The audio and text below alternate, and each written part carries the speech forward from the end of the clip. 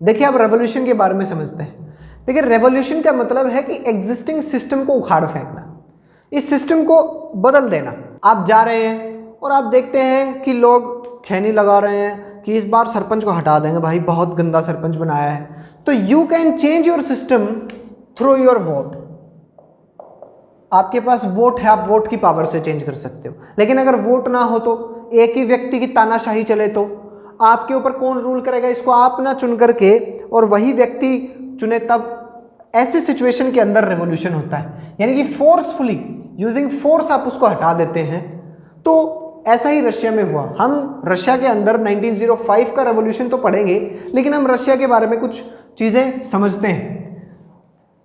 सबसे बेसिकली हम अगर देखें तो रशिया की ज्योग्राफी,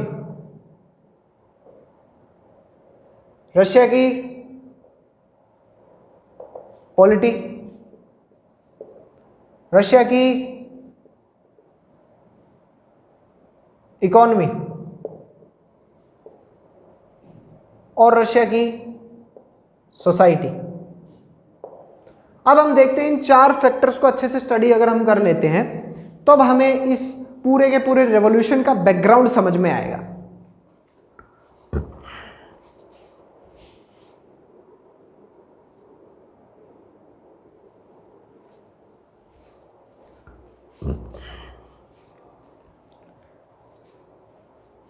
अब ज्योग्राफी की बात की जाए तो जिसको आज हम रशिया कह रहे हैं, उस समय वो क्या था, रशियन एम्पायर था, जिसके अंदर Estonia, Latvia, Lithuania, Georgia, Armenia, Azerbaijan, बहुत सारे पार्ट इसके अंदर थे। सेंट्रल एशियन कंट्रीज भी इसके अंदर काफ़ी सारी थी। उस रशियन एम्पायर के अंदर अब हम देखें कि जो पॉलिटी थी, किस तरह का सिस्टम था, तो रशियन एब्सोल्यूट सिस्टम, यानी कि वहाँ पर मोनार्की थी और वहाँ के जो रूलर्स थे उनको जार बोला जाता था। जार एक टाइटल है, टाइटल की तरह है, किंग की तरह है जार। और रशिया के रूलर थे जार निकोलस सेकंड। 1894 में थ्रोन संभाला और 1917 में फाइनली रिमूव हुए। अब क्या होता है, वहाँ की इकोनॉमी को देखा जाए। अब बहुत इंपॉर्टेंट पार्ट आएगा, देखिएगा, इकोनॉमी को देखा जाए। देखिए रशिया की इकोनॉमी में मेनली हम तीन चीज़ों को देखेंगे, एग्रीकल्चर, इंडस्ट्रीज, ट्रेड। देखिए रशिया के अंदर एग्रीकल्चर की बात की जाए तो रशिया की 85% पॉपुलेशन एग्रीकल्चर के अंदर इंगेज थी। 20th सेंचुरी की शुरुआत में 1901 के जो इनिशियल जो टाइम था, तो 85% पॉपुलेशन एग्रीकल्चर में लगी हुई है। When 85% population of your country is engaged in agriculture, it means agriculture overburdened है। आप कितना एग्रीकल्चर करोगे, आप कहीं ना कहीं तो आपके यहाँ पर अनएम्प्लॉयमेंट की भी तो सिचुएशन डेवलप होगी, क्योंकि agriculture provide seasonal employment, seasons में काम होता है एग्रीकल्चर में। अब धीरे धीरे इसी अनएम्प्लॉयमेंट की वजह से एक अपॉर्चुनिटी दिखी, इंडस्ट्रीज आनी शुरू हुई। इंडस्ट्रीज मेन सेंटर्स जो थे वो थे saint Petersburg and Moscow. Industries private लोगों के हाथ में थी, लेकिन देखिए यहां पर गवर्नमेंट ने क्या किया है, यहां पर मॉनिटरिंग है, यहां पर सुपरवाइज किया जा रहा है सरकार के द्वारा कि ऐसा ना हो कि लोगों के साथ कुछ गलत हो, working hours, working condition, minimum wages. लेकिन ऐसा है नहीं, कानून बहुत से बनते हैं लेकिन कानून रियल लाइफ में फॉलो ही नहीं हो रहे थे। वर्किंग कंडीशंस बहुत डाउनग्रेडेड थी, उसको हम सोसाइटी वाले इसमें देखेंगे। इंडस्ट्रीज के साथ एक और बात थी कि इंडस्ट्रीज में जो क्राफ्ट्स थे, यानी कि हाथ से काम करने वाली जो जगहें थी, हैंडीक्राफ्ट्स जो थे, आर्टिसंस जो थे, उन जगहों पर यानी कि स्मॉल इंडस्ट्रीज में वर्किंग आवर्स 15-15 घंटे के होते थे, जबकि बिग इंडस्ट्रीज के अंदर वर्किंग आवर्स 10 से 12 घंटे के होते थे। हमने देखा इंडस्ट्रीज के अंदर लोग आए, फिर रशिया की इंडस्ट्री इतना खास नहीं कर पा रही थी। रशिया एग्रीकल्चर में अच्छा कर रहा था, रशिया एक्सपोर्ट भी कर रहा था अपने एग्रीकल्चर को, लेकिन इंडस्ट्रीज में इतना ज़्यादा डेवलपमेंट नहीं हुआ। फिर क्या हुआ कि धीरे धीरे 1890s जो आया, सर इसको हाईलाइट करके रखिए, 1890s में दो बड़ी घटनाएं हुई।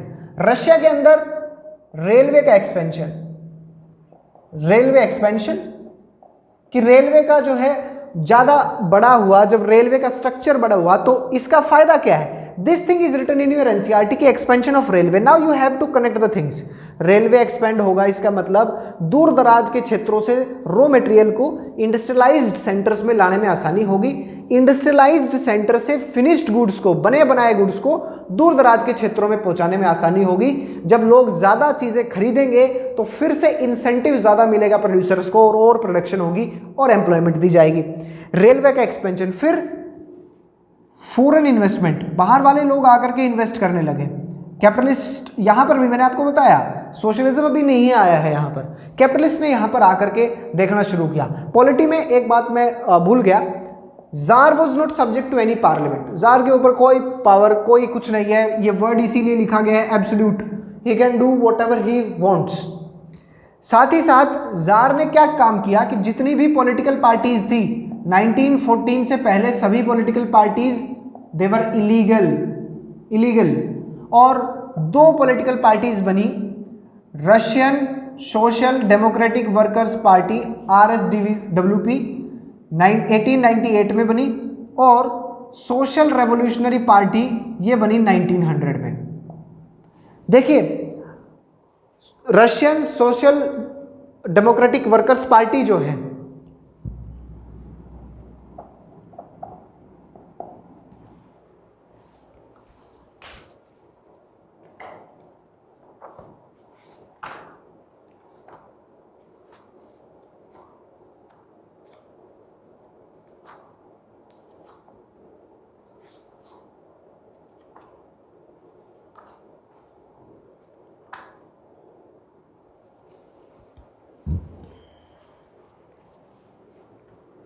अब इस पार्टी में, और ये जो पार्टी है ये कहती है कि बेटर वर्किंग कंडीशंस तो ठीक है, ये कहती है redistribution of land, redistribution of, देखिए ये चीजें बिखरी हुई हैं पूरे चैप्टर में, आप इसको कंसोलिडेट कर दे एक जगह पर, यहीं पर सारा आ जाएगा। रीडिस्ट्रीब्यूशन ऑफ लैंड, कि नोबल्स से लैंड लो, पीजेंट्स को दो, जो मैंने आपको अभी भी बताया था कि पीजेंट्स चाहते थे कि इनको बहुत परेशान कर दिए हैं, इनको मारेंगे हम लोग, वरना हमें लैंड दीजिए। ठीक है जी। अब क्या होता है कि यहां पर दो महान व्यक्ति जो ना सिर्फ इस क्लास में बल्कि 12th में भी आपके सामने आएंगे, वो उभरते हैं, Vladimir Ilyich Lenin and Joseph Stalin. दो लोग यहां पर आते हैं। मेनली डिफरेंसेस इन्हीं दो पार्टीज के बीच का था, डेमोक्रेट्स और ये रेवोल्यूशनरीज। व्लादिमीर लेनिन का क्या मानना था? व्लादिमीर लेनिन साहब कहते थे, व्लादिमीर लेनिन का मानना था कि देखिए वर्कर्स डिवाइडेड है। जब वर्कर्स एक कैटेगरी में नहीं है, they are not standing on the same line, same level के ऊपर नहीं है। कुछ लोग कहीं पे काम कर रहे हैं, कुछ लोग बहुत गरीब हैं, कुछ मीडियोकर हैं, कोई कुछ हैं। तो जब वो एक लेवल के ऊपर नहीं है, इसका मतलब वो एक दूसरे से कनेक्टेड फील इतना नहीं कर पाएंगे। इसीलिए हमें अपनी पार्टी के अंदर जो सोशलिज्म है उसमें डिसिप्लिन लाना होगा, हमें पार्टी के अंदर क्वालिटी को मेंटेन करना होगा। और इन्होंने एक पार्टी का नाम दिया Bolsheviks. Bolsheviks Russian social democratic workers party, Bolsheviks क्या थे? बोल्शेविक्स कहते हैं कि क्वालिटी को मेंटेन किया जाएगा, अननेसेसरली किसी को भी नहीं आने दिया जाएगा। स्टालिन साहब यहां से हैं रेवोल्यूशनरी, तो ये कहते हैं कि ना, ऐसी कोई बात नहीं है, वर्कर तो वर्कर होता है भाई, वर्कर तो वर्कर होता है ना, तो ऐसे में कोई फर्क नहीं पड़ता कि थोड़ा कम ज्यादा, इससे कोई फर्क नहीं पड़ेगा। इन्होंने कहा मेंशेविक्स यानी कि ओपन फॉर ऑल, कि कोई भी आकर के ज्वाइन कर सकता है हमें। बोल्शेविक्स को कोई भी ऐसे ही ज्वाइन नहीं कर सकता, वहां क्वालिटी होनी चाहिए। And this Bolshevik party was later renamed as communist party. Mensheviks they were out of power. अब बोल्शेविक्स ने क्या किया, इन्होंने हमेशा से ये बात बना करके रखी कि कम्युनिस्ट पार्टी को ऐसे ही नहीं ज्वाइन कर सकते। आज भी चाइना में आप देखिए, आपने बहुत बार पढ़ा होगा, यू हैव हर्ड इट, कि चाइना में कम्युनिस्ट पार्टी को ज्वाइन करने के लिए आपको अपनी काबिलियत साबित करनी पड़ती है। From where it has come, यहां से आया है, बोल्शेविक्स से आया सर। बोल्शेविक्स ने कहा, व्लादिमीर लेनिन ने कहा कि ना ऐसे नहीं, कोई भीड़, कोई भंडारा थोड़ी है, यहां पर उन्हीं लोगों को लाया जाएगा जो वास्तव में कुछ करना चाहते हैं। हम फिर से इंडस्ट्रीज पर आते हैं। अब जैसे ही इन्वेस्टमेंट बढ़ी, देखो जब इन्वेस्टमेंट बढ़ेगी इसका मतलब प्लांट्स और लगेंगे, मशीनें और अच्छी आएंगी, प्रोडक्शन और अच्छा होगा। प्रोडक्शन अच्छा होगा इसका मतलब कॉस्ट ऑफ प्रोडक्शन गिर जाएगी, कॉस्ट ऑफ प्रोडक्शन गिरेगी, उसके बाद क्या होगा, चीज़ें थोड़ी सस्ती मिलनी शुरू होंगी। जब चीज़ें सस्ती मिलनी शुरू होंगी तो और ज़्यादा लोग उसको खरीद पाएंगे। भाई 100 रुपए की कोई चीज़ है तो उसको वही आदमी खरीद सकता है जिसके पास 100 रुपए हो। 90 की जिस दिन मिलेगी ये, उस दिन 100 वाला तो खरीदे ही खरीदेगा, 90 रुपए वाला भी खरीद सकता है। तो ऐसे में जब डेवलपमेंट हुआ तो यहाँ पर बहुत सारी चीज़ें डेवलप हुई और रशिया के अंदर एक इस इंडस्ट्रियलाइजेशन के फेज ने काफ़ी सारा एक बूस्ट दिया।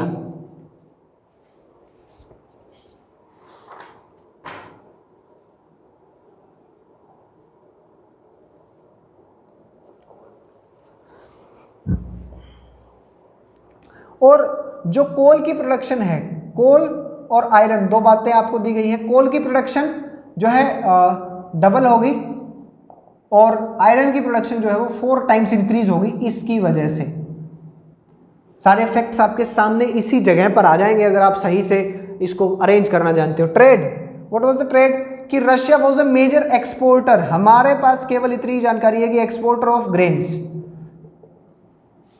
खाने लायक अनाजों का बहुत मेजर एक्सपोर्टर था रशिया। ठीक है, इतना ही जरूरी है हमारे लिए। अब society, now society is very important. Society में देखा जाए तो सोसाइटी में हम क्या क्लासेस देखेंगे। देखिए सबसे पहले जो सबसे ऊपर हम देखें तो वो है जार। जार ऑटोक्रेट है, जार फैमिलियल उसमें हायरार्की से आए हैं, जार एब्सोल्यूट उसमें विश्वास रखते हैं, डिवाइन पावर में विश्वास रखते हैं कि नहीं जी हमें तो सीधा भगवान ने भेजा है। जार के बाद नीचे की तरफ अगर हम आए यानी कि वर्कर्स और पीजेंट्स। वर्कर्स शहरों में गए हुए पीजेंट्स ही हैं, कोई बहुत बड़ी बात नहीं है। अब बीच में जो एक चीज है नोबल्स। अब इन नोबल्स को या तो वो व्यक्ति जिनको ये नीचे वाले लोग पसंद करते हो इनको नोबल बना दिया जाए तो ठीक है, लेकिन जार ही इनको अपॉइंट करते थे। जार अपॉइंट करते, ये इनके साथ बकवास करते। ये खेती तो कर रहे हैं लेकिन जमीन इनकी नहीं है, जमीन नोबल्स की है। सारा काम करो, इनके घर पे जाके इनका झाड़ू पोछा भी करो। और फिर अब ऐसे में लोगों में इनका दिमाग खराब होना शुरू हो गया और 1902 के अंदर इन्होंने क्या किया, इनको मारना शुरू किया कि मारो इनको। 1905 आते आते मेजर मतलब बहुत मैसिव स्केल के ऊपर इन्होंने नोबल्स ने इनको मारना शुरू किया। अब देखिए यहां पर एक और सोसाइटी में अगर हम बात करें तो वुमेन का रोल, महिलाओं का रोल हमें देखने को मिलता है। वो ये है कि 1914 आते आते 1914 आते आते 31% वर्कफोर्स जो थी इंडस्ट्रीज में वो महिलाएं थी। फैक्ट है, बहुत इंपॉर्टेंट फैक्ट है कि हाँ महिलाओं का रोल तो है। 31% एक बहुत बड़ी बात है, लेकिन महिलाओं को राइट टू वोट नहीं मिल रहा है, मताधिकार इनको अभी भी नहीं मिला, वो बाद में ही मिलेगा आकर के 36 के आसपास।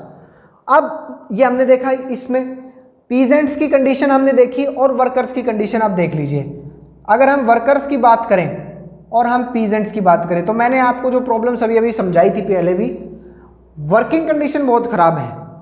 माइन है, छोटे बच्चे को माइन में डाल दिया, बहुत सारे लोग कोल माइन के नीचे काम कर रहे हैं, कोलैप्स हो गई, मर गए, कोई कुछ इंश्योरेंस नहीं, मर गए तो मर गए। तो इनके लिए वर्किंग कंडीशन सही नहीं थी, सेफर एनवायरनमेंट नहीं था, इन लोगों के लिए वेजेस बहुत कम थे, इन लोगों के लिए रहने की जगह अच्छी नहीं थी। पीजेंट्स के साथ और गड़बड़ थी। पीजेंट्स खेती से परेशान थे कि यार खेती हम करें, ले जाएं सब कुछ नोबल्स। तो यहां पर ये फेडअप हो चुके थे इन लोगों से। वहां पर सिस्टम, आप देखिए अब मौका दिख रहा है इन दो पार्टीज को कि किसी तरह से रेवोल्यूशन लाया जाए, किसी तरह से रेवोल्यूशन लाया जाए, किसी तरह से रेवोल्यूशन लाया जाए।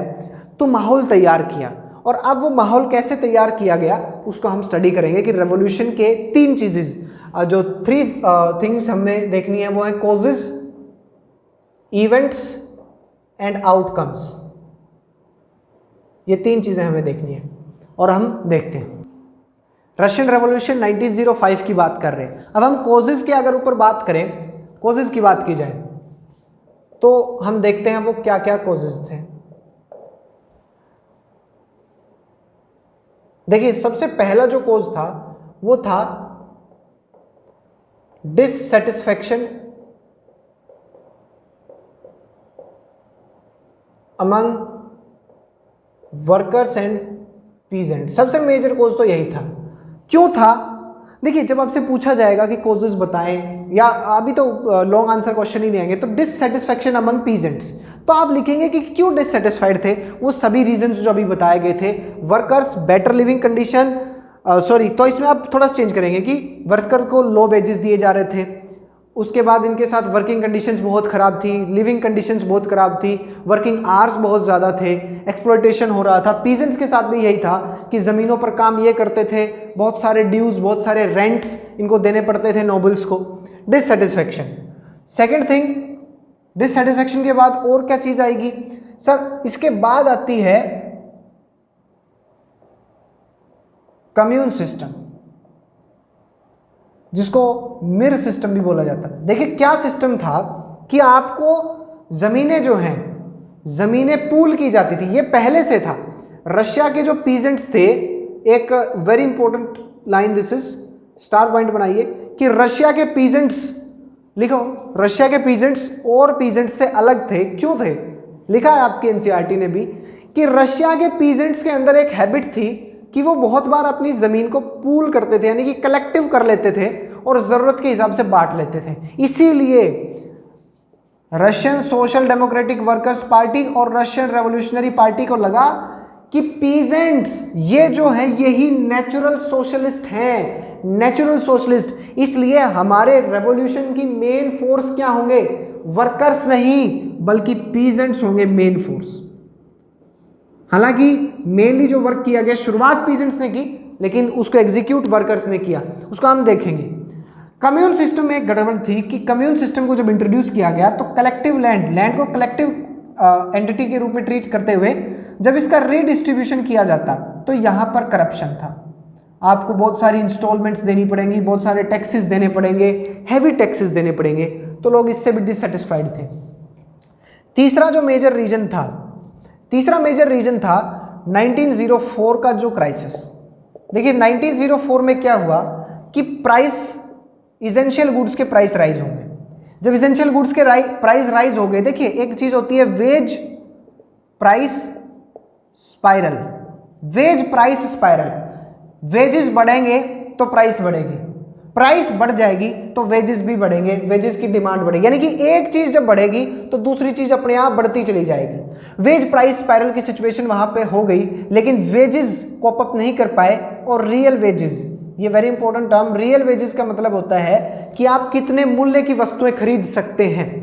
तो ऐसे में 20% से गिर गई। पहले मैं जिस वैल्यू की चीजें खरीद सकता था उससे 20% कम के वैल्यू की चीजें ही अब मैं खरीद सकता हूं। अब लोग डिससेटिस्फाइड थे।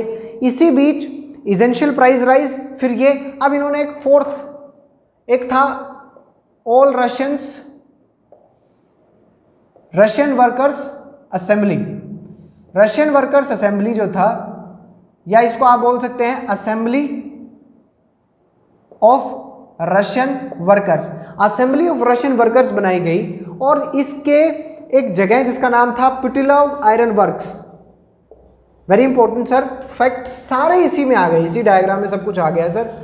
पुटिलोव iron works, Putilov iron works के अंदर से 4 वर्कर्स को ऐसे ही निकाल दिया गया। और जब 4 वर्कर्स को निकाला गया तो अगले ही कुछ दिनों में सेंट पीटर्सबर्ग की सड़कों पर 1,10,000 से ज्यादा लोग मौजूद थे, प्रोटेस्ट कर रहे थे कि नहीं ये गलत किया। और अब इन लोगों ने, देखिए जब मौका मिलता है तब कोई नहीं छोड़ता, मौका मिला और मिलते ही इन्होंने अपनी डिमांड को बढ़ा दिया कि 4 को वापस तो लाओ, बेटर वर्किंग कंडीशंस होनी चाहिए, हमारे वेजेस अच्छे होने चाहिए, ये सब बकवास इन्होंने फिर से शुरू कर दी। And now comes the immediate cause. 2 reason और हैं, 2 रीजन। 5 जो है वो है वॉर विद जापान। मंचूरिया के ऊपर लेकर के इनको कोई विवाद था 1904-05 में। रशियंस को लगा कि यार जापान हमसे पंगा, इतना छोटा सा जापान और हमसे लड़ रही है, तो ये लोग लड़ने चले गए। लेकिन जापान ने इनको बहुत मारा सर, बिल्कुल नहीं छोड़ा इनको। और रशिया के लोगों में एक ह्यूमिलिएशन सी हुई कि यार जापान से हार गए यार, ये क्या हुआ। फिर there came an immediate cause, very important, bloody Sunday. Bloody Sunday incident की बात करते हैं। 22 जनवरी 1905 का दिन था। वर्कर्स डिमांड कर रहे थे कि हमारी वर्किंग कंडीशंस को सुधारिए, हमारे लिए वेजेस अच्छे कीजिए, हमें खाना दीजिए, खाने की चीज़ें हमारे पास नहीं हैं, प्लीज़ सर कुछ कीजिए हमारे लिए। फादर ग्रिगोर गैपोन इस प्रोसेशन को लीड कर रहे थे। ये वर्कर्स के प्रोसेशन को लीड करते हुए गए कहां पर? Winter palace. विंटर पैलेस कहां है ये क्वेश्चन आ जाता है कभी कभी।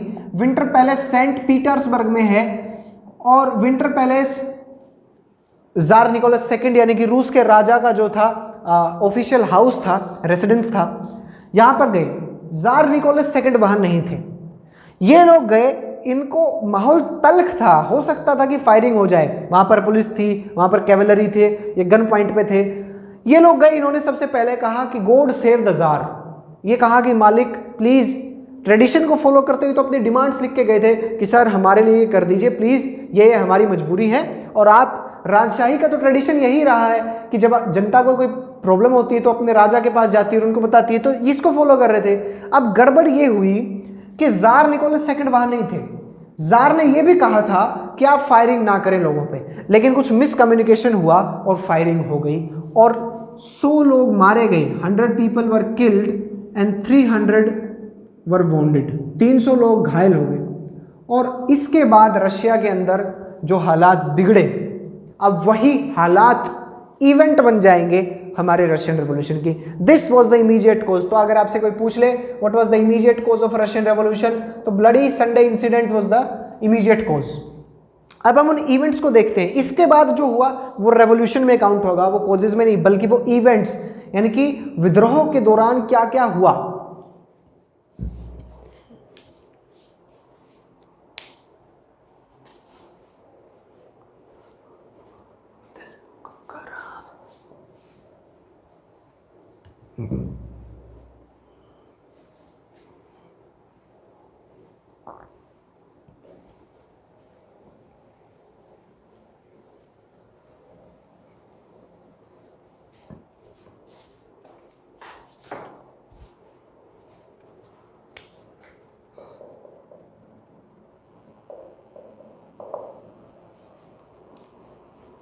अब हम इवेंट्स की बात करें तो देखिए बहुत सिंपल सी चीजें चलती गई। स्कूल्स में जाना लोगों ने छोड़ दिया, लोगों ने अपने प्रोफेशन से रिजाइन दे दिया, लोगों ने इंडस्ट्रीज के अंदर जाना छोड़ दिया, काम करना छोड़ दिया, लोगों ने प्रोटेस्ट और ज्यादा बढ़ा दिए।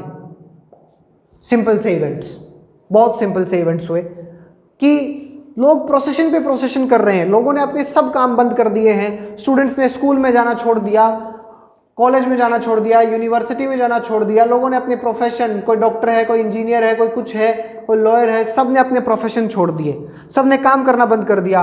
वर्कर्स ने इंडस्ट्रीज में जाना बंद कर दिया, यानी कि एक टोटल शट डाउन इन्होंने किया। और जब जार के ऊपर प्रेशर बढ़ता गया तो आखिरकार अक्टूबर के महीने में जार को समझाया गया और उन्होंने एक अक्टूबर मेमोरेंडम जारी किया। इसमें उन्होंने बात, अक्टूबर मैनिफेस्टो। अब रशिया के कुछ मिनिस्टर्स, जैसे कि रशिया के फाइनेंस मिनिस्टर सर्जी वाइट ने भी रशियन जार को समझाया कि सर बातें बिगड़ चुकी हैं और ये लोग मार डालेंगे आपको, बकवास मत कीजिए, सुधर जाइए। तो जार ने अक्टूबर के अंदर सेटलमेंट करने के लिए हाँ की और उन्होंने एक अक्टूबर मैनिफेस्टो दिया। अक्टूबर मैनिफेस्टो इसका आउटकम है। अब आउटकम्स काउंट हो रहे हैं, क्या क्या आउटकम्स मिले देखिए। First, freedom of speech and expression लोगों को दे दी गई। सेकंड, लोगों को कहा गया कि नाउ आपको एक रिप्रेजेंटेशन मिलेगा और एक इलेक्टेड पार्लियामेंट। कौन सा? इलेक्टेड पार्लियामेंट, लेकिन कैसा नेचर होगा? कंसल्टेटिव। जार को नहीं रोक सकते आप, जार सलाह ले सकता है आपसे। तो ड्यूमा की क्रिएशन होगी। अब ड्यूमा की क्रिएशन इन्होंने कर दी, लोगों में इस तरह से बात की। और ड्यूमा की इलेक्शन के लिए, इलेक्शन प्रोसेस के लिए इन्होंने क्या कहा? Universal manhood suffrage. केवल आदमियों को ही राइट टू वोट दिया गया। अब लोग खुश हो गए हैं कि वल्लाह हबीबी बहुत मजा आ गया। अब साथ ही साथ जो ट्रेड यूनियंस थी, जो एसोसिएशंस थी, उन सब के ऊपर से ये बैन कुछ समय के लिए हटा लिया गया। अब जार ने क्या किया, सबसे पहले तो कुछ टाइम बाद जैसे ही लोग अपने अपने घर पे वापस गए, जार ने इनके ऊपर पूरा कंट्रोल कर दिया कि नो। फिर जार ने क्या किया कि पहले ड्यूमा को 75 दिन में ही सस्पेंड कर दिया, क्योंकि पहले ड्यूमा में कौन से लोग थे, पहले ड्यूमा में थे लिबरल्स, रेडिकल्स, कि सर सोसाइटी तो चेंज हो गई, जार आपको जाना होगा। सेकेंड ड्यूमा 3 महीने में इलेक्शन हुए, सेकेंड ड्यूमा को भी सस्पेंड कर दिया। और तीसरा ड्यूमा जब बनाया गया, तीसरे ड्यूमा के जब इलेक्शन हुए तो वहां पर इन लिबरल्स और रेडिकल्स को पूर्ण रूप से बाहर कर दिया और केवल कंजर्वेटिव वहां पर था। देखिए ये है चीज, आप इन तीनों वर्ड्स का मतलब ही नहीं जानते जब तक आपने शुरू का पार्ट नहीं पढ़ा। जब आपको पता है कि कंजर्वेटिव क्या होता है, लिबरल क्या होता है, रेडिकल क्या होता है, तभी तो आप समझ सकते हैं। साथ ही साथ एक टेक्निकल पॉइंट और डाला था जार ने, वो था वीटो, कि जार ड्यूमा के किसी भी पावर, मतलब किसी भी प्रपोजल को वीटो कर सकता है, मानने से मना कर सकता है, इनकार कर सकता है। ये फर्स्ट रेवोल्यूशन हुआ।